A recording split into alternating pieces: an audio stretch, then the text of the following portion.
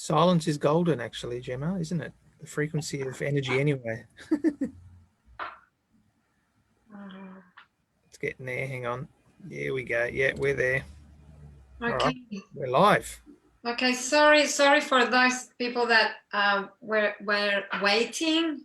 Thank you for being for joining us again with another segment. We only have 2 left actually for this period. Sorry for those people. And Friday. So thank you for everybody joining us. And tonight we're going to be talking with this beautiful person, Gemma Perry. And she teaches yoga, she teaches meditation, and she's also doing a thesis, a PhD on the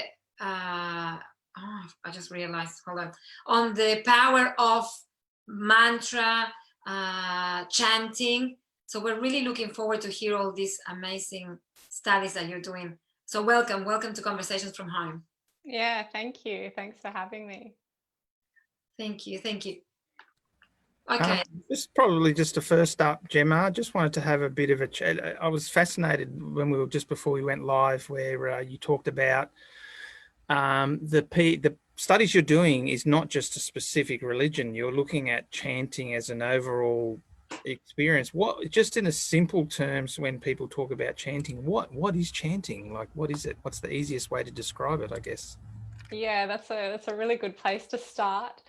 So chanting is like a repetitive, rhythmic singing or speaking of phrases or sounds, and it can be done silently, so we can just mentally repeat these sounds, or we can do it vocally, and we can do it by ourselves, or we can do it in a group of people, so like with a group. So we can also call it like repetitive prayer. They call that repetitive prayer or mantra, chanting, mantram. There's all sorts of different transcendental meditation is quite a popular one that people are familiar with, and that's the form of what I would define as chanting as well, repetition of a sound, and they do it internally in transcendental meditation.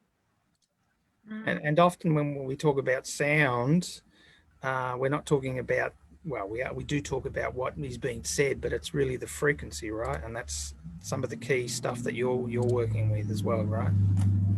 Yeah, look, possibly. The science isn't really there yet. They have done some studies comparing different sounds, but sort of comparison of sounds like om versus something like and that you can even feel the difference of that, the resonance.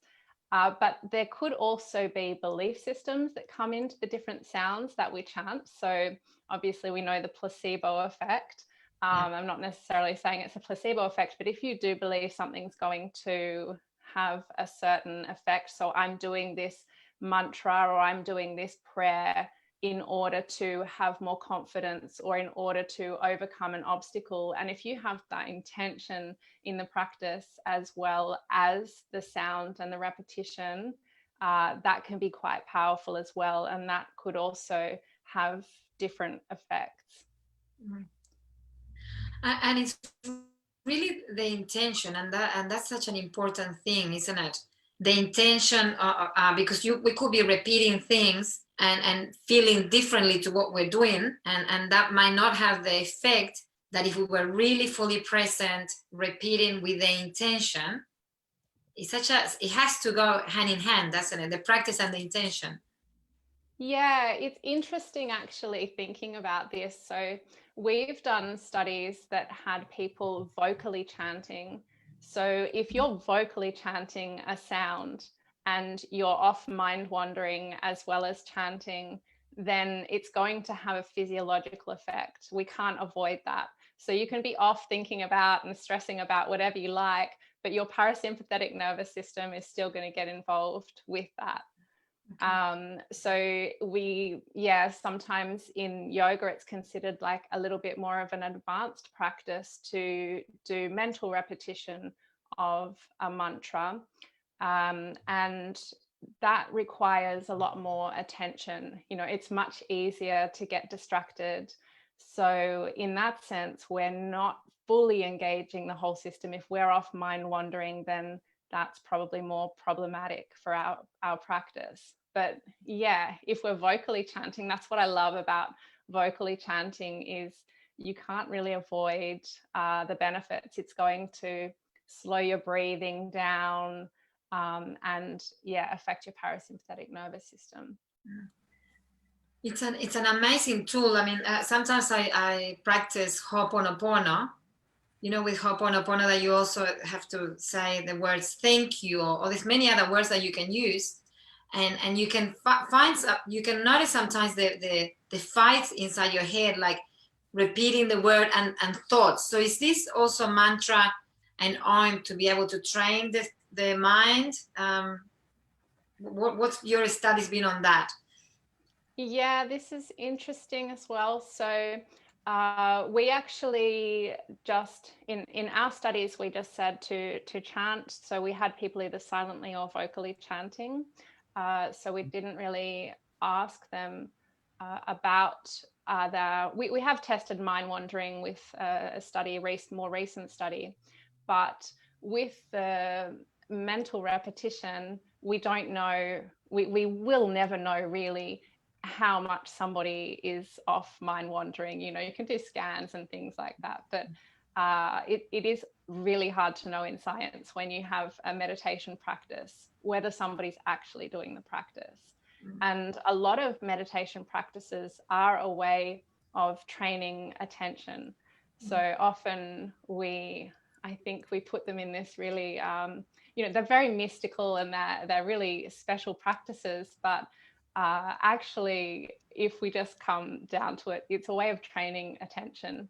And if we just take anyone really, for example, not even somebody that has a mental health issue in particular, but we're all walking around with so many thoughts, and they're often not that productive. So yeah, I've noticed, I wake up thinking and I go to bed. I've been working on it for a while, I have to admit. So yes, definitely. So anything to train the mind, anything that can help us to do that is of benefit, really.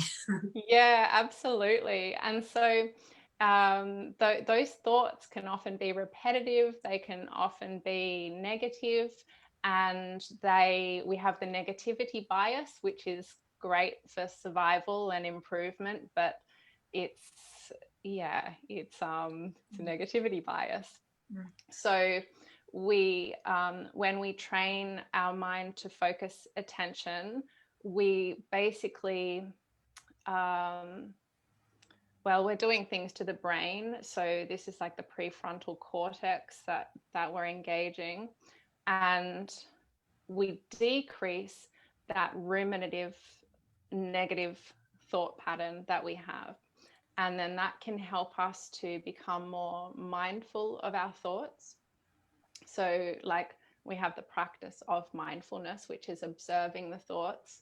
With mantra, we might not necessarily be observing the thoughts all the time. We might be just focused on the mantra when we're practicing, but it does seem to train this attention in the brain. And also you will still mind wander, and then you realize and you come back to the practice. Yeah, so it really helps to disengage with those, you know, like emotional reactivity and this kind of thing. And we're a bit more detached from those thought processes and more aware, because let's face it, half the time we don't even know what we're thinking. It's really scary. Yeah. It is. And the problem with this, the problem with this sometimes is that we're already feeling whatever emotions, and we don't realize that those emotions could be easily caused by the way that we're thinking. So knowing what we think and trying to sort of get a hand of our mind is crucial. I find it, especially nowadays. And from a chanting perspective, because you talked about placebo earlier, and I guess again, if it's perceived that you are receiving something good, then you'll have some positive intention and positive motivation to say, I'm thinking something positive. Typically, mantra and chanting is all about positivity to some degree, or at least the vibration in the words that it's been repeated. So in the same way that we wouldn't chant something negative, but in a way our mind does that for us on our behalf when we do think negatively. So you'd say I guess you talked about placebo, and there's the whole concept of nocebo. What is it about the chanting of the different cultures that you've been working on that's been interesting for you, and what are the commonalities, I guess? Yeah, so the different traditions, they, yeah, I started off in a yoga tradition, and that's where I first started chanting. And then I started visiting a little Buddhist temple, and they were chanting. So then I'd find myself there learning different prayers there. And then I went off to a Sikh temple, and they were chanting as well. And I was like, oh, okay, so I'll just, maybe learn some of these. And then I had a friend at university who was Muslim, and she taught me some Islamic prayers, which I found really beautiful. And so I just found this fascinating. I was like, okay, so, and also a friend that chanted in Hebrew, and the Hebrew language just really blows me away, like the Sanskrit and Hebrew, and yeah, really beautiful ancient languages. The similarity, so what I find the similarity is the chanting, is this practice of chanting. Sometimes they also have an aspect of the chanting where they are surrendering to something greater than themselves. So that can be in many different forms. Sometimes it is about connecting with a certain aspect of the divine. So in Hinduism, we have, I think it's over 33 million deities. And that is like each deity is like a little different personality and a symbol of the qualities that we have within ourselves. And so you can be chanting with that intention to connect with that quality within yourself. So there's ways of chanting to really powerful deities that can help with confidence. And then I think a lot of us know Ganesha, which is the elephant. So, he's for like overcoming obstacles, and is really symbolic of like a big elephant, like it can help to actually have the symbol when we're chanting as well, because each of the symbols for Ganesh is, something to help us to overcome an obstacle within ourselves. And then the sounds themselves, it's possible, and the science is not here, but I actually, I think that it's possible that, okay, so Ganesha is gum, we have this gum sound, and that could be related to a specific part of the brain, possibly related to creativity, something like that, that actually helps us to become more creative and overcome an obstacle. So we can have like different theories like this, and but the belief system itself also seems to help enhance the chanting practice. So even if we bring that back to attention, if we have our attention on a sound, Ganesha, so Om Gam Ganapataye Namaha, so I can have my attention on that sound, but I can also have my attention on the sound as well as I am focusing on clearing this path or this obstacle, and that can just help bring more layers to that practice. So I'm staying more focused because I'm thinking about Ganesha in the symbolic form. I'm chanting the sound, and I'm also thinking about I'm overcoming that obstacle. So that's sort of more layers of my mind to stay focused, rather than I've got one layer chanting Om Gam Ganapataye Namaha, and all the other ones are like, what am I going to eat? And oh my gosh, I've got an exam coming up, and oh no, like my knee hurts. And, you know, so there's also these levels of attention that can help with those belief systems as well. And it's amazing what you said, because I mean, I have noticed two or three layers of thoughts in my head. You know what I mean? So just when I finally sometimes get the coherence with the three levels, I can center, but I could be chanting and then thinking about something, and then it just seems that there's a few levels. I haven't done the study, and I haven't probably looked at it that much, but I have identified levels of thought. So what you're saying is yeah, it correlates to that, and the more senses you use when you are doing this type of practice, the more present you can be. Yeah, that's exactly right. So the other thing that we have with chanting is, yes, I can just be at home by myself and just chant. So all I need is myself and my voice. But in many traditions, there'll be also beads. So you have mala beads in the yoga, Hindu, Buddhist traditions. Actually, Islamic prayer have some beads, and there's the rosary. So there's lots of beads, Hare Krishnas. And that is also a way of focusing the mind as well. So you're moving these beads, you're also staying quite grounded and present.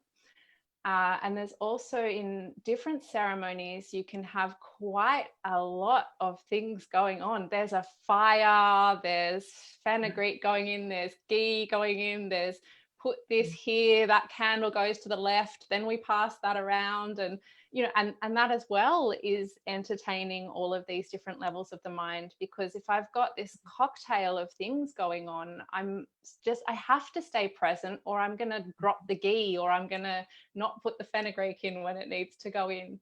And, you know, these ceremonies have all sorts of layers to them. But if we're just talking about, you know, our mind and staying present in that moment, then we can also see that as well. Yeah. I mean, it's really interesting, Gemma, you talk about, because we talk about that. I mean, obviously, I grew up in the Christian tradition, and where there's obviously a lot of rituals there, and you could say that doing a Hail Mary or the Father's Prayer is a chant it's just happens to be in English, right? And yet sometimes I think there's a lot of judgment when people reference other cultures, traditions, or rituals, or like you said, you know, if they're honoring a deity, and then there's, you know, incense and a whole bunch of stuff, but it's actually not dissimilar to probably what we often see in Western culture anyway. And everyone sings the Lord's Prayer or whatever they're doing for people more familiar with Christianity.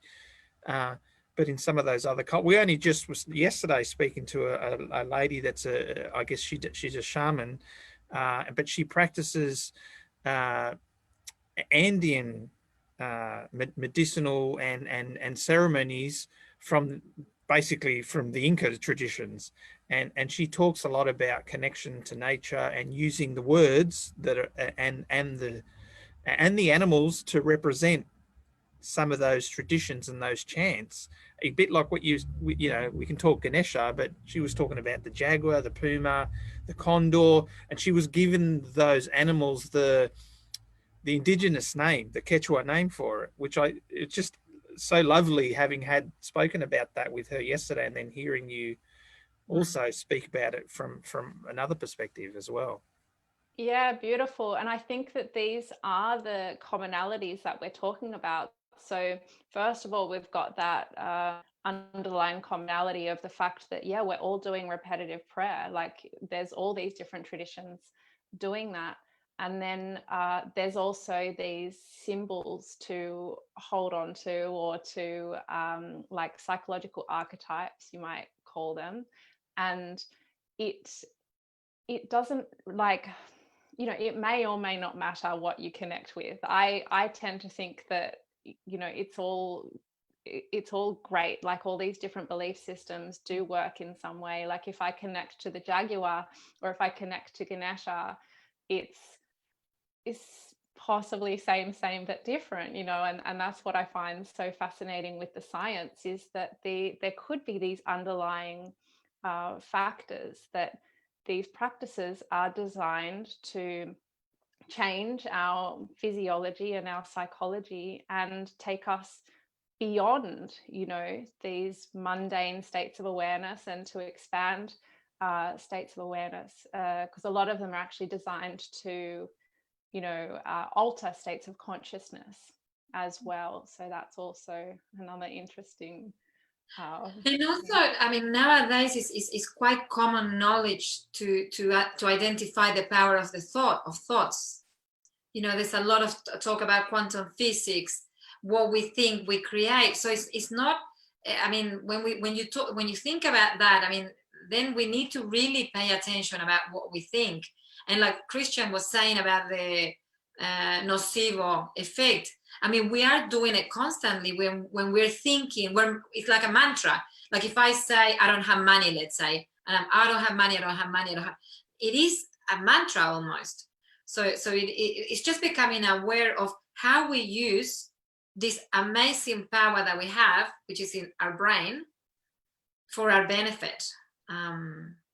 Yeah, absolutely. And I think also sometimes it helps with these different languages. So if we just take Sanskrit as an example, that's they use in the yoga, Hindu traditions, and it is a language which we might be able to take one word and we could write a book in English, you know, on that one word.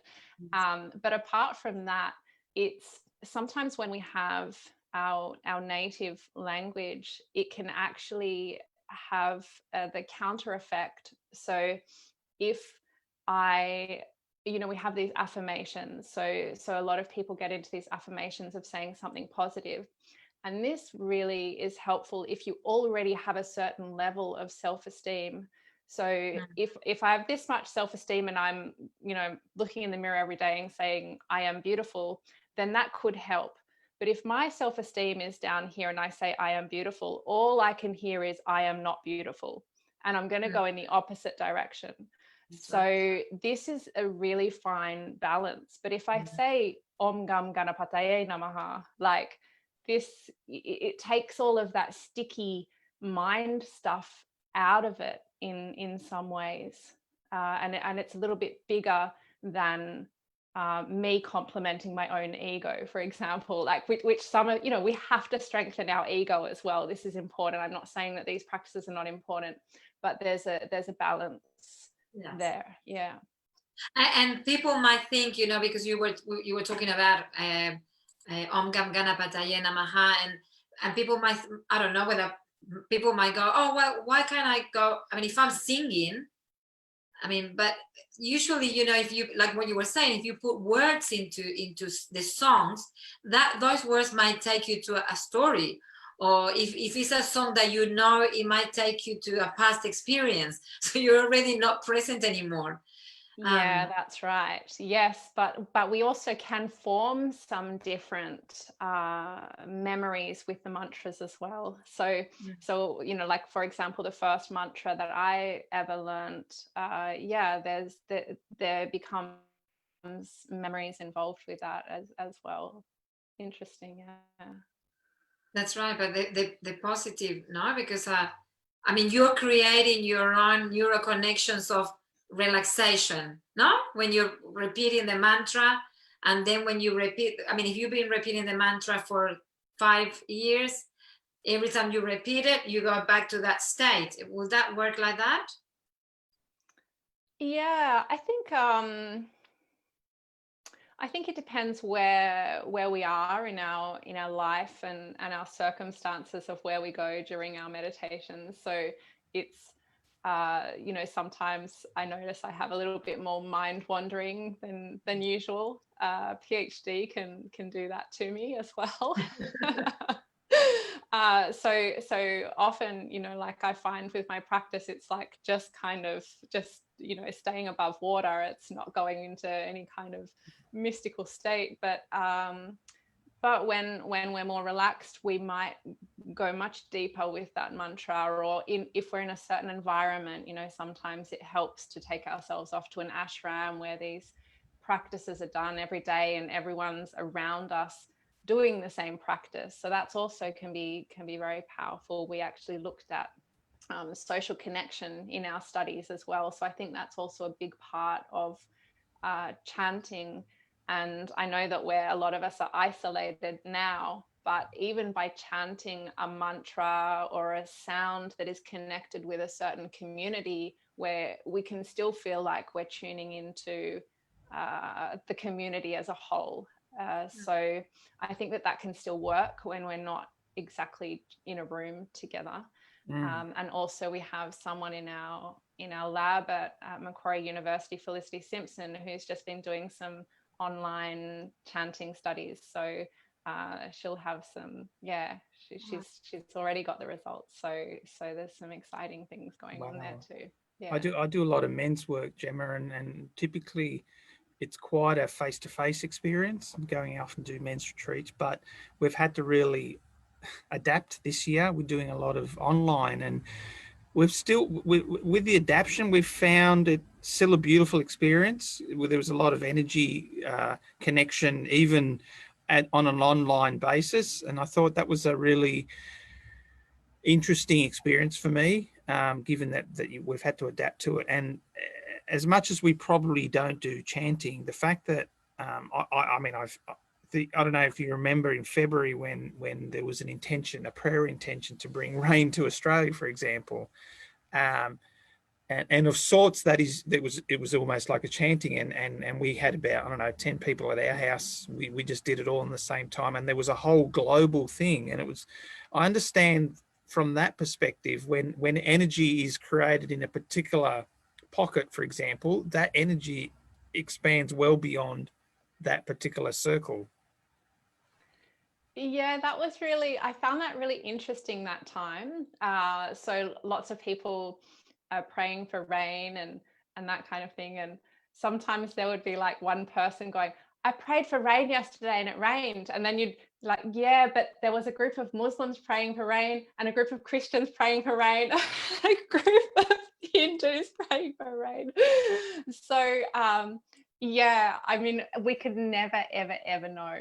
Science is not set up to be able to test these things because there's just so many variables involved. But if we believe that we're doing something, even that belief system and even that intention and that coming together in community is so powerful. And you're chanting and you're putting your intention into something for the greater whole, for and that I think is, we're not like sometimes it's a little bit of a trick because we pure, we're very genuine, we want to give to whatever, the world or somebody else, but actually it's us receiving so much benefit from having that thought process. So there's a lot of practices in the Buddhism, and if you're in there's one practice that if you're in just so much pain that you just cannot cope, it's just too much to even bear. One of the practices is to actually think of all, or however many people you can cope with, maybe it will be one person or the whole world. I do not wish this upon anybody. I wish that I could take this pain away from everybody else in the world because I don't want anybody else to feel this much suffering. And that is an incredibly powerful practice. Wow. Yeah. So by even just intending outside of the self, it's the paradox of that it actually comes back to us. And by wanting that for somebody else, we actually benefit from it. I mean, we're very connected, aren't we? And science might not be able to prove at the moment how connected we are. But I mean, for example, we had a beautiful session as well like this on Monday with Ross Wilson, and we connected. We spoke before we came on air, and he's a naturopath and a urologist, but he also feels the energy. And every time I went to see him, I've known him for 30 years. But this time we were sitting here like you and us, and he would say, "Okay, I'm gonna check Nancy," and he just sat. I don't know, it was 2 seconds, honestly. He said, "Oh, you gotta, I can, you got something on your hip, and this, so he diagnosed something, and I said, well, this is what I'm dealing with. Actually, I'm going to my chiropractor because I'm going through this." And then he said something about Christian, and it was exactly, something that he's working through with a doctor. Yeah. So there's things that the intellect cannot understand, and yeah, there are many things that science is proving, but we don't know yet, and there's a lot more that is happening that maybe still science can prove, and it's just. Is that what started your journey, Gemma? I was curious because from when I remember when we spoke quite some time ago, that's part of your curiosity, right? Just to have a look at the overall, concept of mantra and chanting and whatnot, and actually saying, well, let's see how we can measure this, or see how we can. Is it the curiosity about it? Is it so that you can dispel any myths? I guess. I don't know how many myths I'll be dispelling, but I'll see how I go. Yeah, I think that, science and spirituality, I think that they're the two things we're talking about. And spirituality doesn't always fit in the box of science. And they're both, like, I believe, along with quite a few other scientists, that they can live in harmony. It's so science is a way of measuring the material world, really, and I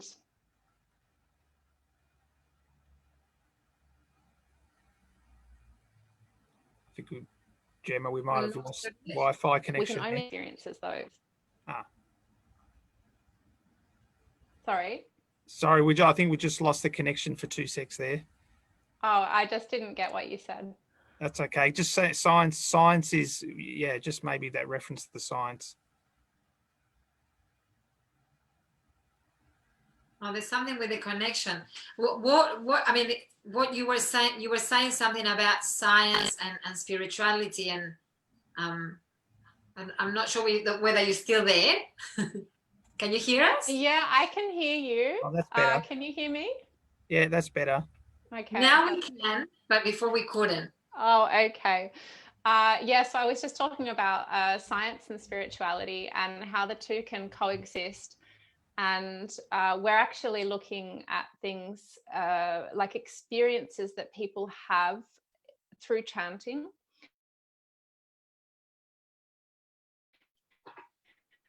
And this, although it's a subjective report measure. You can hear me now? On and off, on and off. Interesting. Maybe we need to change the topic. Look, it's interesting and it's great because, I mean, I think it's a great topic in regards to making friends, science and spirituality, and I feel that we can all benefit from everything, and sometimes it seems that people fight, this is science and this is spirituality and we're in a war. Like this is Catholic and this is Muslim and it's a war. But why not receive the benefits of it all? Because everything belongs to everybody and we can actually make peace with it and benefit, Yeah, and I think that the science can really support the spirituality, like in most spiritual communities, I've been really fortunate to be really welcomed in, and they really support the science, and they just say to me, Gemma, anytime you want to talk about God, give me a call. And, they'll talk about all of their belief systems and how chanting fits into that. And it's been really, really magical. But some people find my work offensive. And, you know, they don't, you know, like, so reducing for example, so we found that can reduce physiological stress and psychological stress, and people have been reporting that it helps them sleep better and things like that. And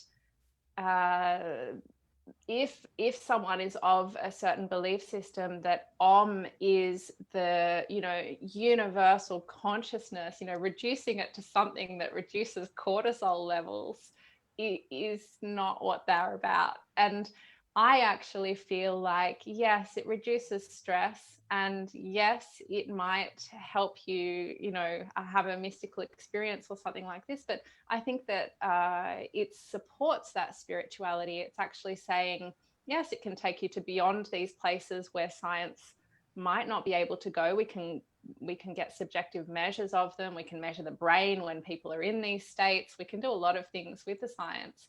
But I personally feel that the science can support it and say it has all of these health benefits as well. So isn't that great? And isn't it great that, you know, these health benefits are in Buddhist communities, Hindu communities, Hare Krishna communities, you know, and we are all getting these benefits.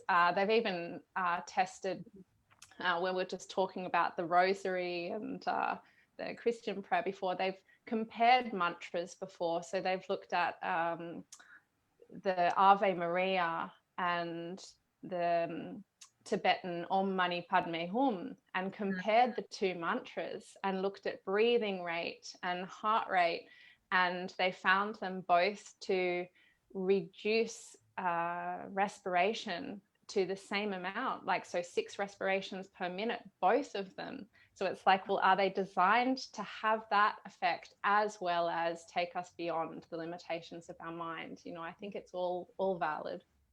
Yeah. It's interesting. So it's interesting you referred to Ave Maria, because I played that one maybe 3 weeks ago, and I was playing it in the car on my way to work, and I just burst into tears. I remember sharing that to Nancy, and I just thought, you know, it did take me certainly to some of my upbringing with classical piano, but there was something about that piece of music that just hit my heart. And it was really interesting because Ross on Monday, when we interviewed him, he said that certain organs have certain frequencies. I think he called them nanometers or something.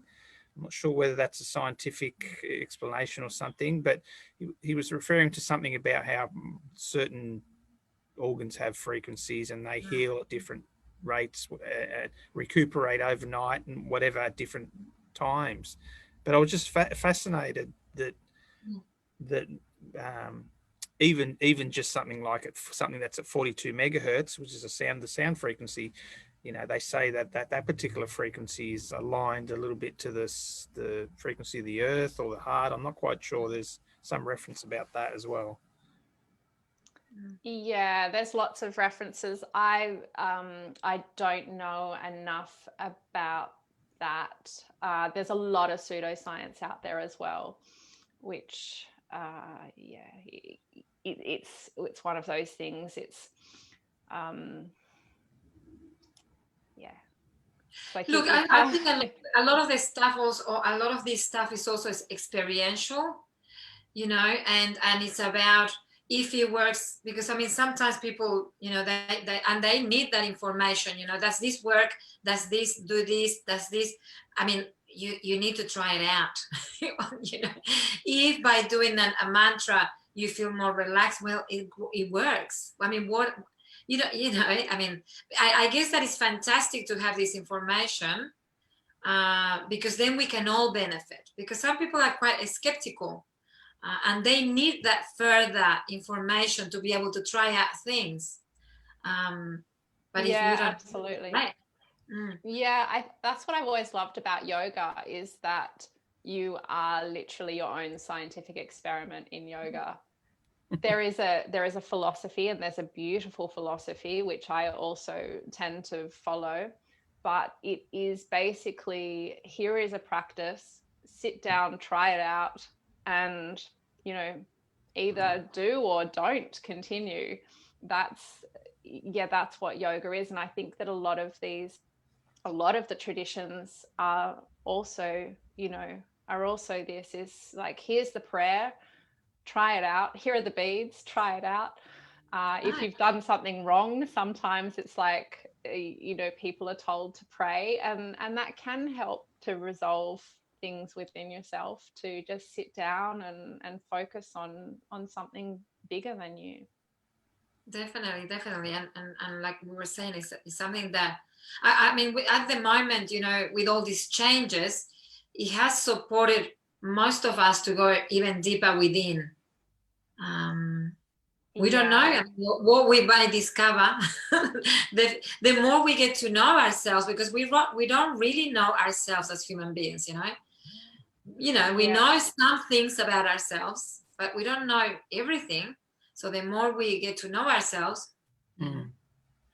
Yeah, we were hearing a Hare Krishna. We were speaking to a Hare Krishna a couple of months ago, and his take on this year in particular is a lot of people are looking for something.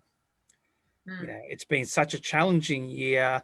There's been a lot of fear. There's been a lot of change and adaptation. But he has found, particularly in his particular work, that people are searching for meaning. People are searching more about themselves and how they fit into this world. And it might be it's obviously a massive rabbit hole to go down to, but people are searching for meaning and purpose in this world, because the world itself is doing what it's doing. And however you want to view that and judge it, it's so be it. But a lot of people, they're certainly searching for what it is that they're about, and whether they fit in and how they fit into this world. Yeah. I mean, it's certainly like our systems are collapsing or have collapsed, and there's kind of I think some people are like, oh wow, what's inside, and some people are just forced into that space. It's like, well, where else do I go but within, because my external circumstances, I'm not able to get my have my sense of security or my happiness or anything from that external world anymore, or even a sense of stability or security. Like, nothing is available. So it's never been a better time for yoga and meditation. And I think that's devastating in a lot of ways, but it is our suffering that actually motivates us on this path. So yeah. And we have found many people, I mean, because we do the radio program as well, we have found many people that have reinvented themselves, like in the face of a crisis, people have chosen to go, okay, what can I do differently? And at the end of the day, I guess that we're all really searching for peace, we're searching for peace one way or another, and we are really getting the understanding that peace won't happen until I create it, really. And I think peace is sort of like an acceptance of ourselves, our external environment, and our circumstances, basically. And that is not an easy place to find. So we keep practicing, and we keep practicing. And peace can only be found within, because the world is always unstable, We want to hold things, hold relationships, hold our age, but we keep moving, Someone is asking, but I don't know how we're going to answer this, but you might have some ideas. How can I know myself more? That's a big question. We can all chip in, but if you want to say something. Yeah, I mean, I would like, I think mantra, I think mantra, meditation, any type of practice, and it can be slow and it can be painful and it can be confronting, but it's a very rewarding thing to do. And I mean, I definitely think, obviously I'm all about mantra. I'm very biased towards mantra, but it's we love it. But it's a great place to start, like, so there are so many different meditation practices, and they're all yeah, they all have different purposes and can be really beneficial. But to just be able to sit down, make some sound, you know, it's available to all of us, and it's available right now. You don't even have to make the sound. You know, you can do it on a bus or on a train as well, and you can just do it internally. But it's something to hold on to for the mind and body if you're vocalizing it. And by doing this, we come back to that conversation about attention that we're having. We're training the attention, and then we become better able to monitor ourselves during the day. So emotional reactivity can reduce. So there's been studies that have found in long-term meditators decreased activation in the amygdala, which is the fight or flight, and it's that road rage, you know, it's the road rage center.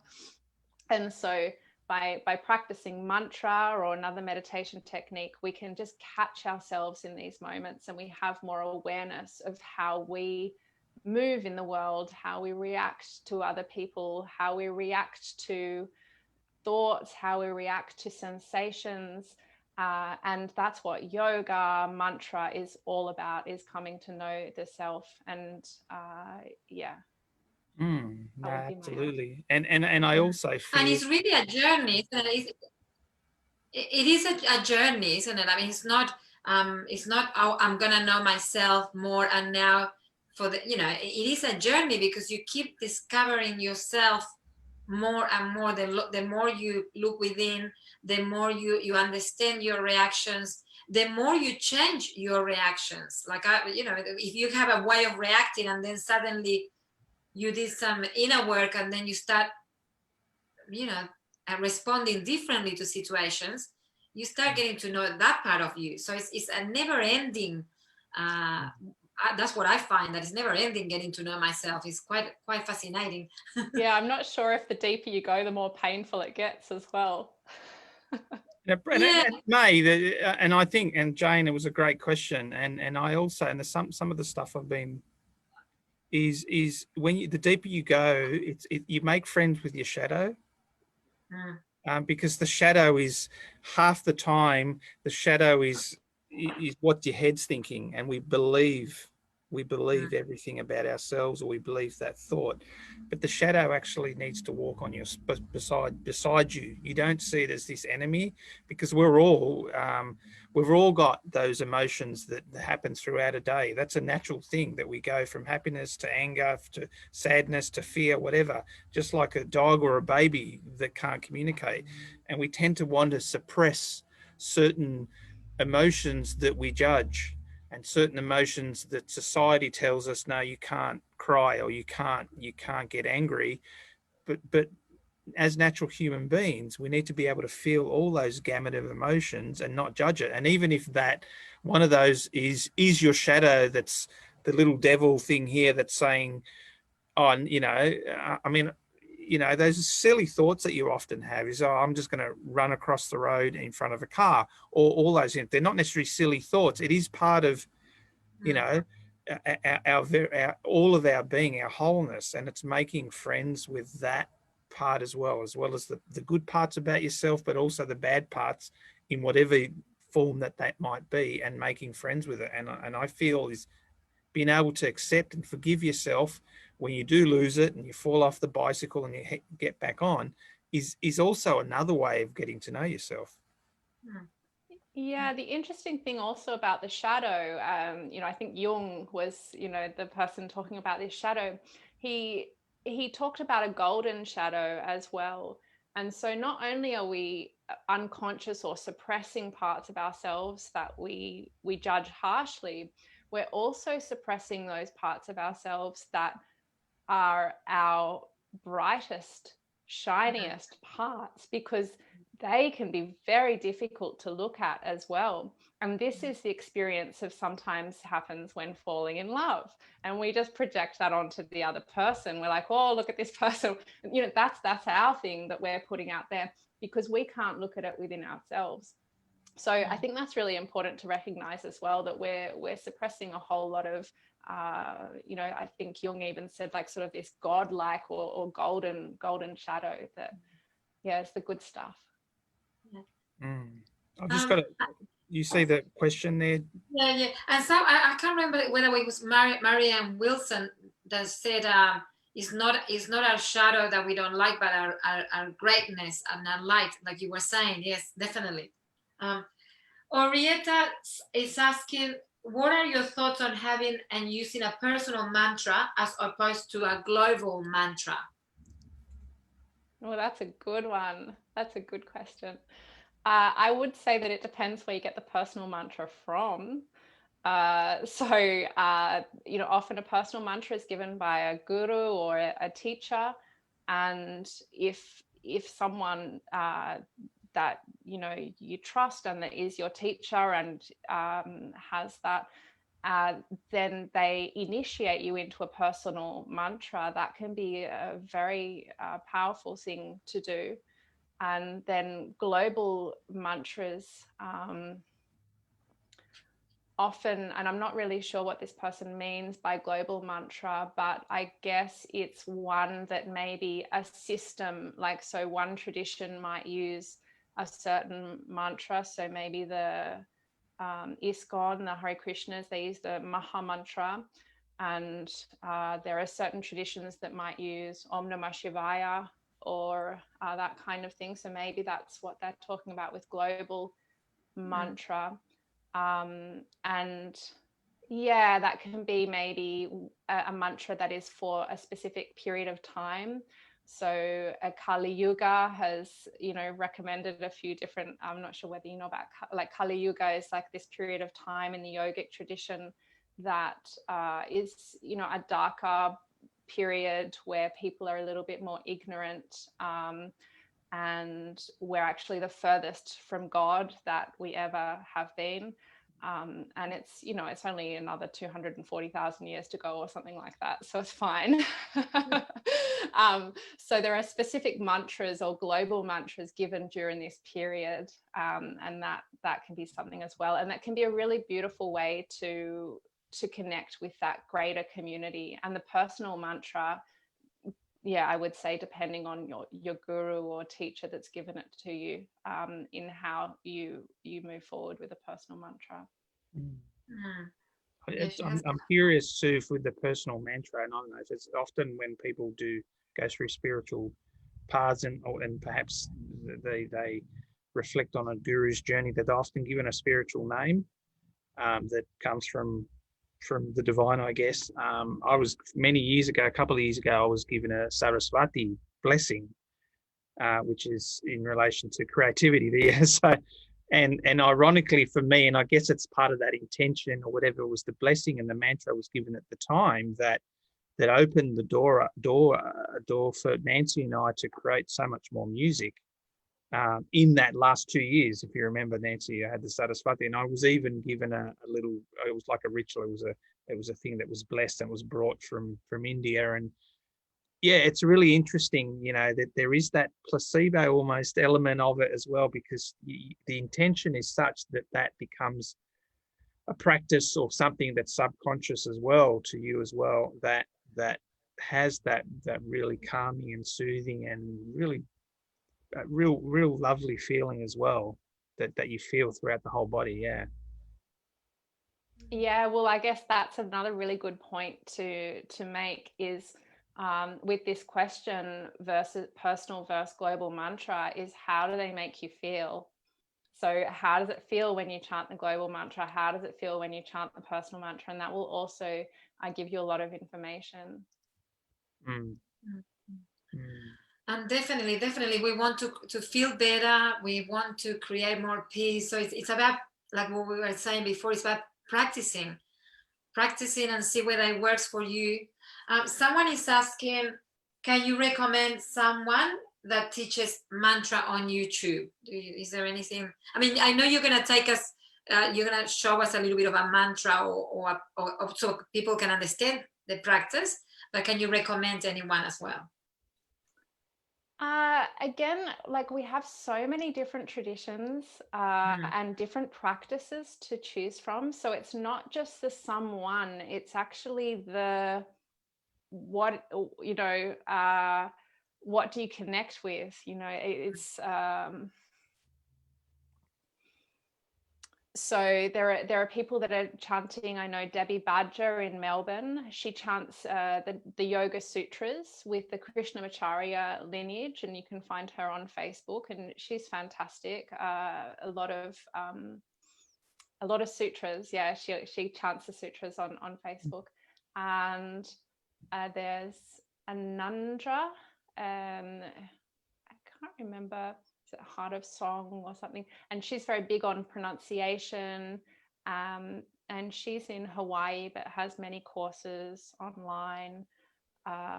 So that's sort of yoga traditions, and I would just get connected with lots of different things if you're still not sure of what your tradition is, and see what works. I've been fortunate enough to sort of be able to slip into all sorts of different traditions and really enjoy or get something out of quite a lot of different practices. But most people, I think, really like to plug into one particular one. There's Tantra yoga. Big Shakti is fantastic. Big Shakti website, and Shankadev Saraswati, who teaches Tantra yoga, and they have different courses and things like that. So there's a lot out there. Yeah. Ho'oponopono. Yeah, that as well. That would be great. I do one thing. Which one? What did you say? Ho'oponopono, of course. And also you can check out Soluna. We got Narayani CD. But also what we do a lot of the time at home is we just put there's an Om chanting on YouTube. There's a few. I think it's about 11 hours. And what I do is I just leave it on very softly, and it's running in the house, really. Now, recently I've been, because I do a course in miracles, so I just found this music that does, and I just have that in the morning, especially when my children are trying to get ready for school, and it has been a bit unsettling. I just put that music, and everybody's like, like so relaxed. So I think that, thank God that we got YouTube and on all those facilities at the moment that we can just check and just use it. They're like resources, aren't they? Yeah, absolutely. And a lot of big chanting names are doing these free satsangs and things like that. I sort of took this question more as in learning different chants, but yeah, it can definitely like tune into like Krishnadas and Snatan Kur and all of those. Deva Premal, yeah, I was going to say. Deva Premal, they've been doing a lot of stuff in the mornings. They've been quite busy and very generous with their time. So there's a lot of people that have been they're there for us now, you know what I mean? They're just there live, and we can actually get the benefits of it. I don't know whether anybody else has any questions? Any other questions that someone... And I think it's whilst we're waiting for any more questions, I think what's beautiful too, and this is my experience of mantras as well, Gemma, and then obviously yours, I think, is the essence of it is also about raising your vibration, not just your personal vibration, but particularly collective, like especially with the Om or some of the mantras, especially the Maha mantras and whatever. I love the call and response type mantras as well. We write music as well, and I just love it when there's this really interactive connectivity between the call and response type mantra. That's also a really beautiful experience, have you found as well? Yeah, it is really beautiful. I sort of started, I guess my experience of mantra was first ceremony, and then I went into the call and response and kirtan. And what I'm finding as well in the literature, in the scientific literature, is this call and response it can be also a really important way of enhancing that social connection and entrainment with other people.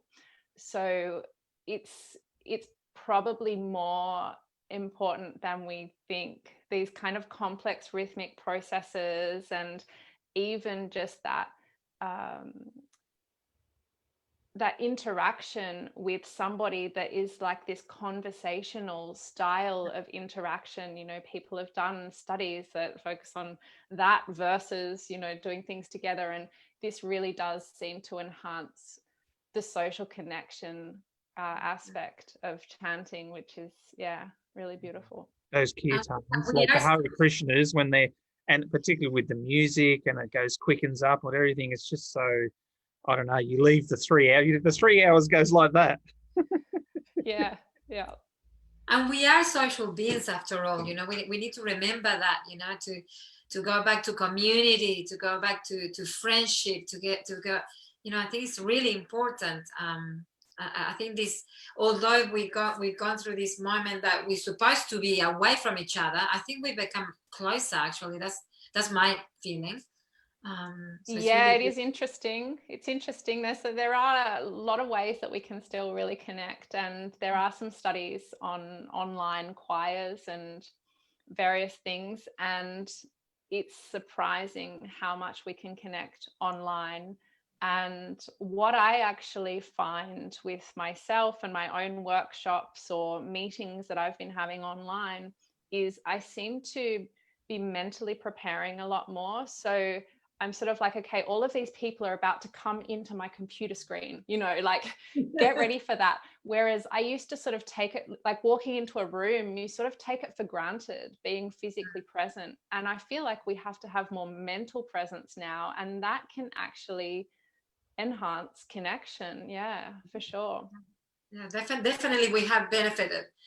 Hopefully not too much, so we go back to meeting, you know, face to face, you know, because it is very comfortable. It is very comfortable. Please. Yeah, Gemma, we all want to go back. Before we finish up, do you want to share a little bit about, you were going to do a little practice, even just to share it, but I think there's another question. Can I ask another question? Is that okay? Sure. So could you expand more on the concept of projecting our internal experiences when in a relationship or falling in love? You went down that rabbit hole, Gemma. Oh, I draw the line at relationship advice. No. We don't have another 3 hours on this. No, I think that is a good and important question. I would suggest reading the book Owning Your Own Shadow by Robert A. Johnson. And it's a very, very tiny book, but it actually does outline all of that. The first section is all about the shadow, the darker side and the golden side. And then the second section is actually all about relationships. And I think Owning Your Own Shadow is one of the best, smallest books I've ever read. So yeah. Also, I just remember that. Also, for those that I just remember that tomorrow we're also running a course in miracles at 7 o'clock from fear to love. So we might touch a little bit on the topic. It's a good topic. Look, relationships and yeah. We've had lots of fun, Nancy and I, in the last 8 years, haven't we?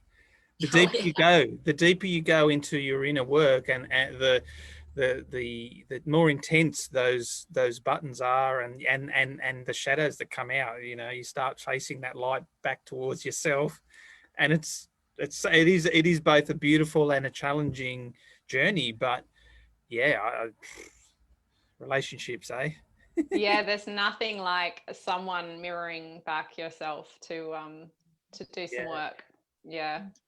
And probably we need to start you know, changing the idea of what the purpose of relationships. You know, I think we had the old idea that relationships are to give me something that I'm lacking, and this is, I mean, and if we can take the idea of I'm learning something. We're always learning from relationships.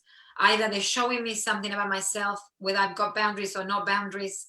You know, they're always showing me something. So if we can start looking at relationship as a learning platform, we could probably enjoy them a bit more, you know?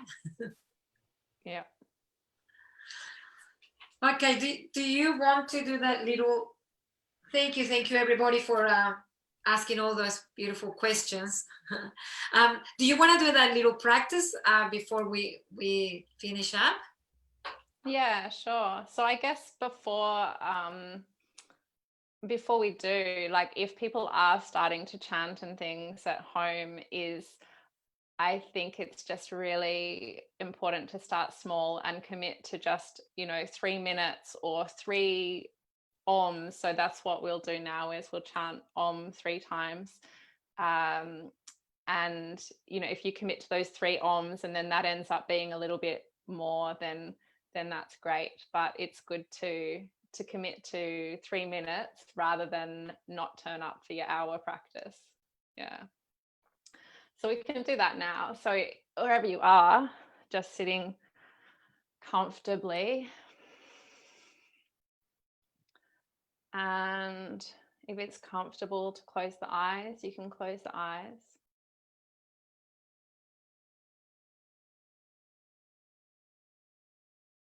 And maybe rolling the shoulders up and down the back.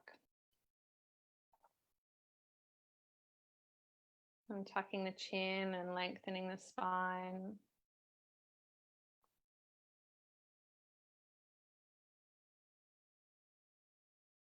And just taking a moment to do a scan of the physical body.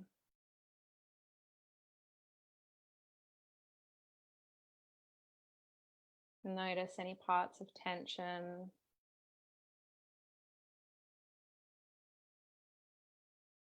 Notice any parts that feel good.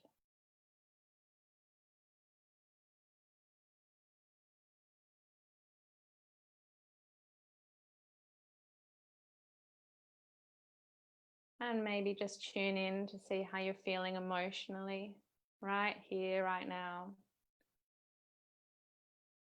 Trying not to push anything unpleasant away and trying not to hold on to anything pleasant. So we're just observing.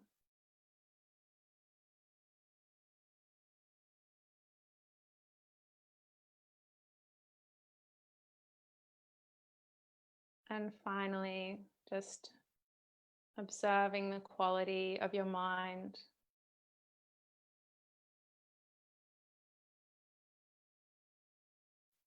Noticing any thoughts.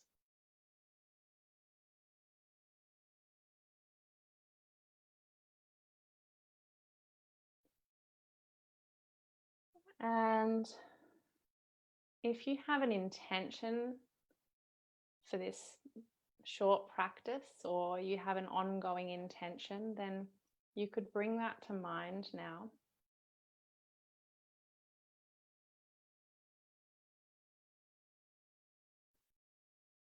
It's always good if you can turn your intention into a short positive statement that you can repeat to yourself a few times.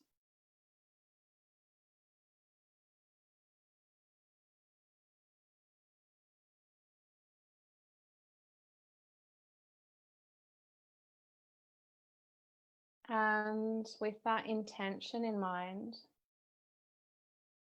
we're going to chant Om just 3 times. So if you like, you can place the hands together at the heart space in a gesture, a prayer gesture, a sense of gratitude.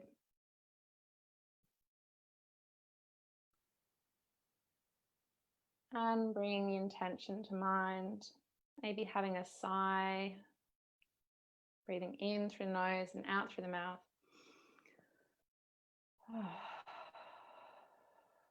And now we'll chant Om 3 times together. So inhaling. Oh.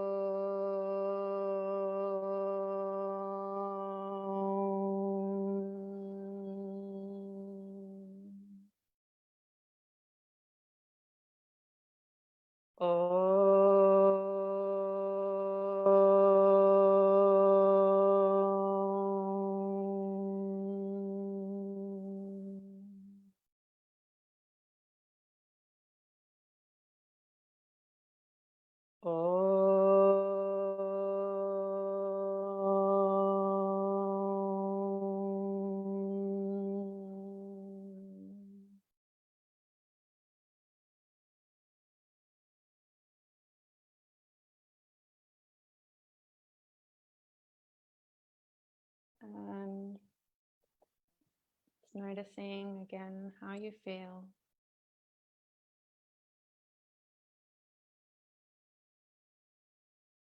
Noticing the weight of the body. The palms still touching if you have your hands together.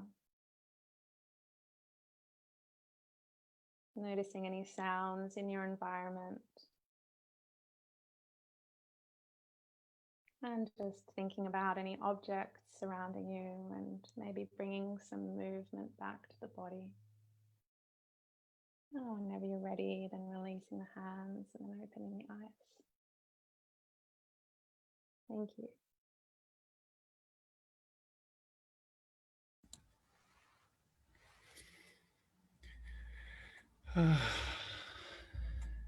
Such a lovely way to end today's session. Always. Yeah, it's so beautiful and so simple, so we can practice, you know. We can all practice. Thank you, Gemma. Thank you so much. It has, I mean, the word that comes up is a delicious conversation with you. Thank you. Yeah, I really enjoyed it. I think the whole energy throughout the conversation was very calming and very yummy. So thank you. Thank you. Yeah, thank you very much. Yeah. Thank you for your time and your wisdom. And it's so beautiful too, not just the OMS itself, but it's the